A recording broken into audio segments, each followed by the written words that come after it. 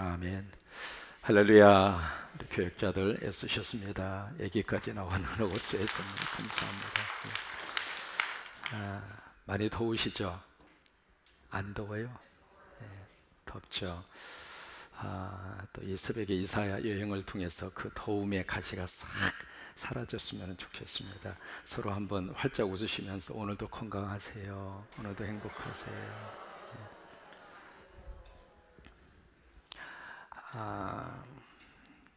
이사야 9장을 통해서 하나님이 너무 귀한 메시지를 야곱과 이스라엘에게 여기 9절에 보시면은 보내시며 임하게 하셨다, 그렇게 표현을 쓰고 있습니다. 이게 하나님의 메시지를 그들에게 하나님이 전달을 해주신 거예요. 그 메시지의 골자는 한 아들이 태어날 것이다. 그 아들을 통해서 하나님이 이 땅에 평화를 만들어 가시게 될 것이고 하나님의 거룩한 역사를 일구시게 될 것이다. 그러니 너희는 아수르를 의지하지 말고 아람을 의지하지 말고 하나님을 의지해라. 이게 그 하나님의 메시지입니다. 지금도 이 메시지는 계속 우리가 똑같이 하나님께서 우리에게 들려주시고 있습니다. 왜냐하면 우리는 자꾸 세상으로 자꾸 가려고 그럽니다.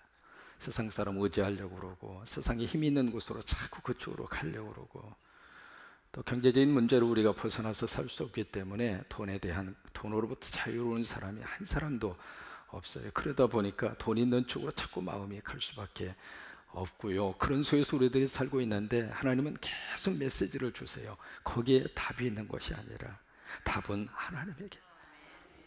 조금 없이 살아도 하나님 잘 믿으면 거기에서 행복함이 있고, 환경적으로 좀 열악한 환경에 있어도 성령이 충만하면 거기가 천국이 될 수 있고, 이게 반대로 물질은 많지만 그 안에 그리스도가 없고 은혜가 없으면은 그 물질 때문에 가정도 자녀도 우리의 삶의 자리도 송두리째 흔들리는 경우들이 많이 있잖아요. 그래서 이 메시지를 계속 하나님 우리에게 주시고 있는 거예요. 근데 그 메시지가 그들에게 보내지고 그들에게 임하여졌는데 그 메시지를 받은 그 대상 이스라엘 백성들은 어떤 마음을 가지고 있는가? 9절에 보시면 두 가지 단어로 표현을 하고 있습니다. 첫째는 그들이 무슨 마음을 가졌느냐면 교만한 마음을 갖습니다. 두 번째는 완악한 마음을 갖습니다. 이제 그 두 가지의 마음 때문에 그 하나님의 말씀이 그들 속에 뿌리 내리지를 못했어요. 말씀이 내 속에 심겨져서 말씀이 내 안에 뿌리를 내리는 것이 복입니다. 하나님의 말씀이 이렇게 듣기는 듣지만은 듣고서 끝나버리면 그 말씀은 나에게 아무런 열매가 없습니다. 근데 그 말씀이 나에게 부딪혀 오잖아요. 그래서 그 말씀이 내 속에, 내 인생 속에 깊이 자리를 잡으면 말씀이 내 인생을 끌고 가는 거예요. 그러니까 내가 말씀을 좌지우지하려고 하지 말고 말씀이 내 인생을 끌고 가도. 근데 그 이스라엘 백성들은 그 하나님이 엄청난 메시지를 들었으면서도 완악하고 교만하고, 그것 때문에 그들이 무슨 말을 하느냐면 10절에서 그렇게 스스로가 고백을 하고 스스로가 그렇게 이야기합니다. 벽돌 무너져? 그러면 우리 다듬은 돌로 다시 쌓을 거야. 뽕나무 뽑혀? 그래, 백향목으로 다시 세울 거야. 이게 무슨 말이냐면 하나님이 아무리 심판을 하시고 아무리 하나님이 흔든다 하더라도 우리가 다시 쌓겠다 이 말이에요. 그 마음과 생각은 가상이 여길 수 있습니다만은 보세요. 그 마음속에 무슨 마음이 있느냐면 하나님이 아무리 흔들어도 우리는 다시 설 것이다 그 말이에요. 하나님이 아무리 무너뜨린다 하더라도 하나님이 100번 무너뜨리면 우리는 101번 다시 세우겠다 그 말이에요. 왜 이런 마음이 생기게 됐을까? 그들의 마음속에 하나님 도와주지 않아도 우리 살 수 있다 그거예요. 그게 그들의 교만과 완악한 마음의 구체적인 그런 모습이에요. 하나님이 도와주시지 않아도, 하나님이 우리를 붙들어 주시지 않아도 우리 얼마든지 다시 쓸 수 있고 얼마든지 버틸 수 있고. 우리가 야곱과 에서를 만나게 되는데 인간적으로 보면 에서가 훨씬 더 인간적입니다.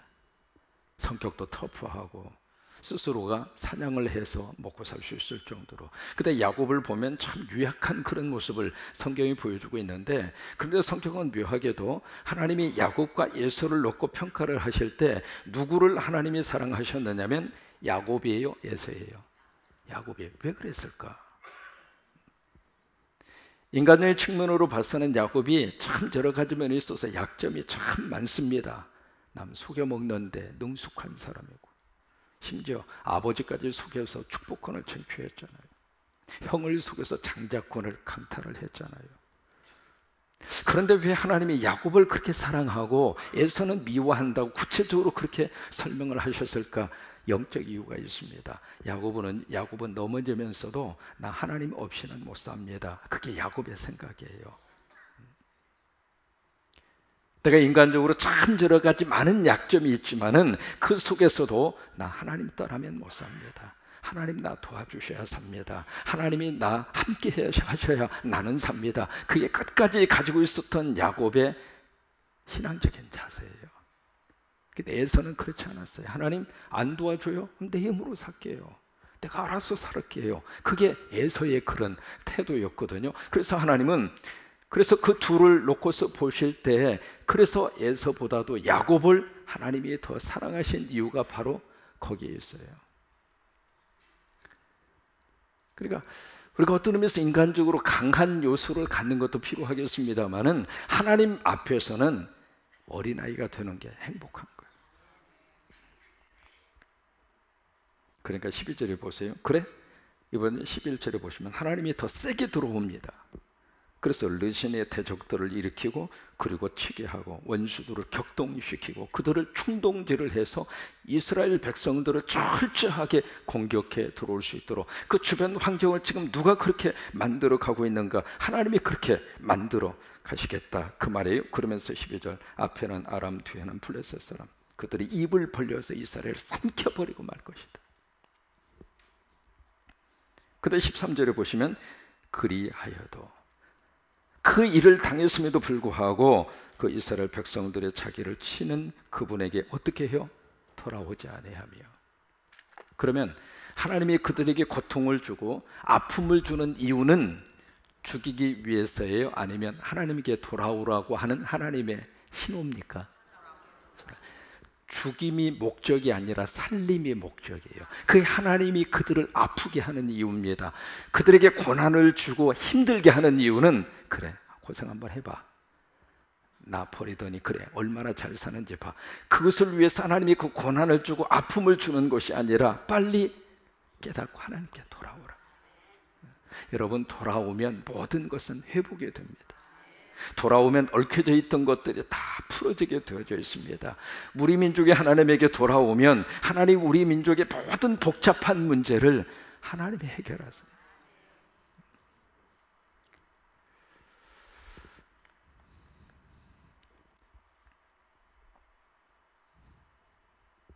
그런데 13절에 보시면 돌아오지 아니하며 만군의 여호와를 찾지 아니하는도다. 끝까지 고집을 피운 거예요. 그러니까 14절에 그러므로 하나님께서 하루 사이 이스라엘 중에 머리, 꼬리, 종려나무, 갈대를 다 끊어버릴 것이다. 그래서 거기 15절 머리가 누군지를 설명을 하고 있죠. 머리는 장로와 존귀한 자, 지도자들을 말하고 있고, 꼬리는 거짓말을 가르치는 선지자. 둘이 한 통속이 된 거예요. 그러니까 이게 나라가 잘 되고 가정이 잘 되려면은요, 영적인 지도자와 그리고 세상적인 지도자들이 함께 하나님 앞에 겸손하게 서야 돼요. 근데 이게 영적인 지도자들이 거짓말을 일삼고 자기의 어떤 이익만 추구하고 그것이 정치적으로 결탁이 되면 나라도 그리고 사회도 가정도 다 흔들리는 거예요.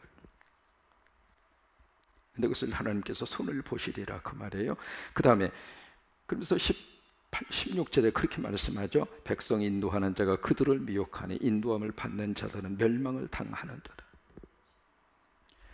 17절 이하에 보시면은 이 백성이 경건하지 아니하며 악을 행하며 회개하지 않았다 그 말이죠. 이제 결과적으로 어떤 결과가 그들에게 주어지게 될 것인가? 19절 만군의 여호와의 진노 때문에 이 땅이 불타게 될 것이고 백성이 불의 섭과 같이 집과 같이 활활 타버리게 될 것이고 사람이 자기 형제를 아끼지 아니하며. 그래서 이런 이스라엘 백성들이 철저하게 고통 가운데 그들이 처하게 될 터인데 심지어 20절에 보시면 거기에 각각 자기 팔에 고기를 나누어 먹게 될 것이다. 이런 불행한 사태까지 그들 속에 임하게 되는데 그 원인이 바로 어디에 있는가? 교만이라면.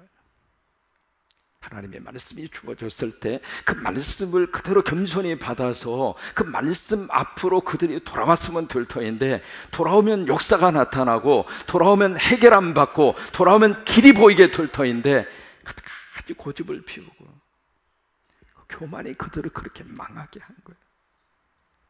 여러분, 성경은 교만에 대해서 너무 자주 우리에게 말씀을 하시고 있습니다. 잠언에 보세요. 교만은 패망의 선봉이요 멸망의 앞잡이라. 잠언 6장에 보시면 하나님이 싫어하는 거, 하나님이 역겨워하는 거 7, 8가지가 있는데, 그래서 7가지를 쭉 제시를 하고 있습니다. 그 중에 가장 첫 번째로 나오는 하나님이 싫어하고 미워하는 그것이 바로 뭐냐면 교만이에요.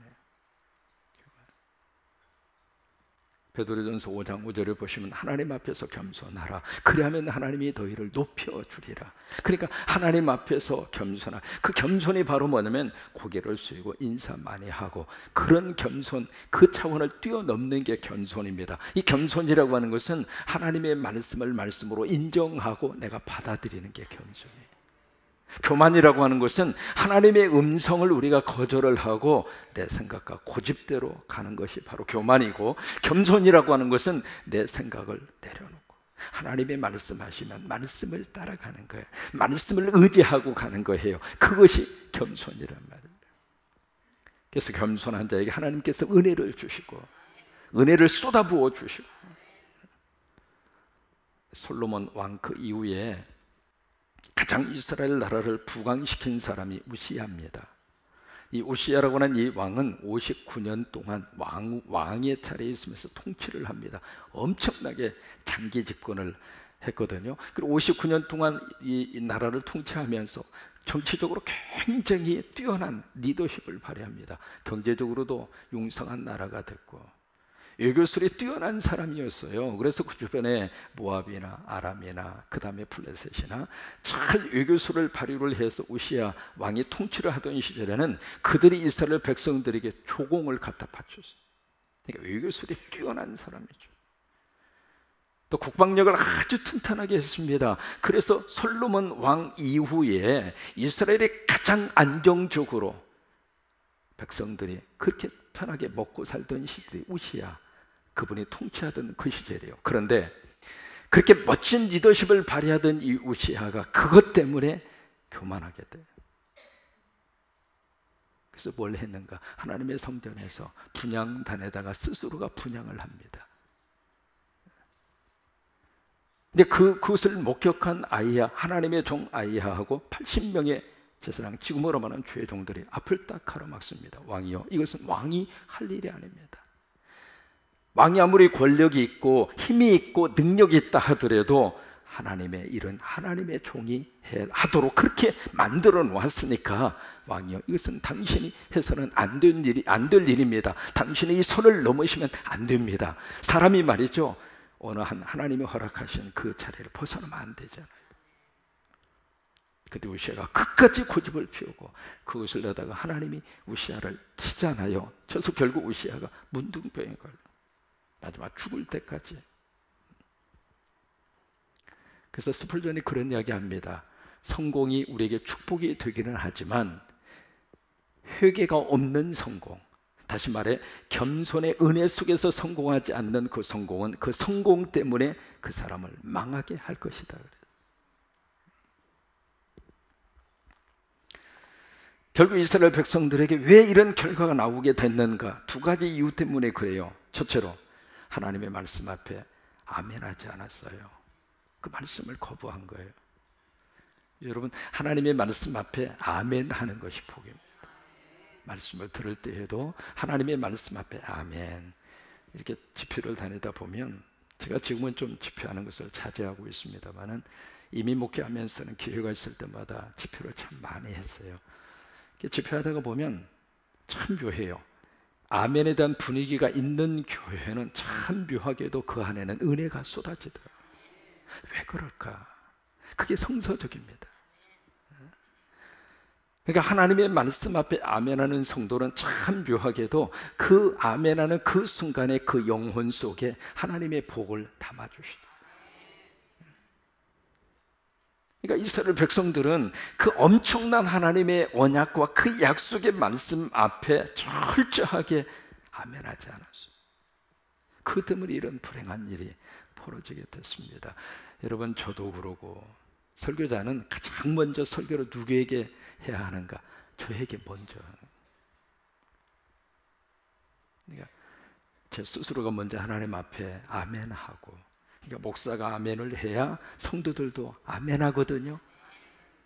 목사가 아멘, 스스로가 하나님 말씀 앞에 아멘하지 않으면서 성도들 보고 아멘하세요 그러면 이게 잘 먹혀 들어가지 않거든요. 그러니까 내 스스로가 먼저 하나님의 말씀 앞에 아멘하고, 그 다음에 그 아멘이 성도들에게 그대로 이루어지고, 그래서 아멘을 거부했기 때문에 백성들이 이런 아픔과 불행한 일을 만나게 되고, 두 번째, 회개를 거부했기 때문에 그래요. 세탁소에 새로운 옷걸이가 이렇게 들어왔어요. 들어오니까 그 세탁소에서 오랫동안 옷걸이 노릇을 하던 기존의 멤버 헌 옷걸이가 새 옷걸이한테 한마디 합니다. 야, 너 앞으로 교만하지 마. 그러니까 새 옷걸이가 들어오자마자 이게 무슨 말이야? 그러니까 헌 옷걸이가 하는 말이, 야, 내가 숱하게 많은 옷걸이를 보았어. 뭘 봤는데 잠깐 너에게 입혀지는 그 옷이 마치 네 옷인 것처럼 착각하지 마. 잠깐 거기에 입혀지는 그 옷이 마치 내 것인 것처럼. 그게 아니잖아요. 그죠? 잠깐 입혔다가 또다시 벗겨지고. 그러니까 우리들이 늘 하나님의 은혜 앞에서 좋은 영향력을 받고 영향을 미치고 사는 것이 축복이에요. 근데 그 영향력 가운데 가장 아름다운 축복된 영향력이 바로 뭐냐면 아멘의 은혜의 물결입니다. 말씀 앞에 아멘. 언젠가 소개를 해드렸던 기억이 납니다. 교회하고 절터가 나란히 있었잖아요. 근데 양쪽이 다 영적으로 영향을 미치는 거예요. 목탁 소리가 교회에 영향을 미치고, 교회 찬송 소리가 절에다가 영향을 미치고. 그런데 이 둘 중에 센 데가 약한 데를 잡아먹습니다. 영적으로 똑같은 거예요. 그러니까 이 둘이 이제 이루고 있었는데 어느 쪽이 센 데냐면 교회 쪽이 셌어요. 아마 성광교회 같았나 봐. 막 이 교인들이 말이죠, 기도를 해도 그냥 살살 기도한 것이 아니라 하나님의 복을 주지 않으면 안 될 정도로 그냥 기를 쓰고 하나님 앞에 매달리고, 그냥 새벽 기도도 열심으로 하고, 성도들 사이의 관계도 그냥 사랑으로 똘똘 뭉쳐가지고, 힘든 교인이 있으면 가서 막 위로하고 도와주고 이렇게 세워주고 막 그러면서 이 교회 쪽이 이쪽이 영적으로 훨씬 더 세서 그 영향력을 절이 서서히 받게 돼요. 왜? 담벼락 하나 사이 두고 서로 영향을 받은. 그래서 절에서 어떤 분위기가 감지가 됐느냐면 이 스님들 사이에서 자기들도 모르게 교회 용어가 튕겨져 나오는 거예요. 그러면서 이쪽 이제 절터에서 아멘 할렐루야가 막 터지고, 사람이 참 묘해요. 듣는 대로 반응하게 되어져 있거든요. 그러니까 그래서 이렇게 듣다가 보니까 이 스님들이 영향력을 받은 거예요. 그래서 자도 그러니까 주지스님이 화가 났어. 야 이놈아, 여기가 교회냐 절터지. 어떻게 자존심이 있어야 되지. 교회에서 쓰는 용어를 절간에서 그렇게 마음대로 함부로 그렇게 쓰면 어떡하느냐고. 그러면서 다 모아놓고 주지스님이 한바탕 훈계를 합니다. 앞으로 그런 말 쓰지 말라고. 아멘 할렐루야 절대로 하지 말라고. 그리고 누구 한 사람 교회 담임 목사님 만나서 우리 같이 서로 논아 먹자고 좀 전달 좀 해라. 절에 있는 신도들 다 교회로 빼가면 우리는 뭘 먹고 사느냐. 그러니까 담임 목사에게 가서 좀 누가 좀 가서 전달을 좀 하라고. 그러니까 거기 모인 이 중들이 아무도 가려고 생각을 안 해. 왜? 가면 자기가 전도받아 교인이 될 것 같으니까. 그래서 아무도 안 가려고 그러니까 거기 주지성이 막내 중 보고, 야 네가 갔다 와.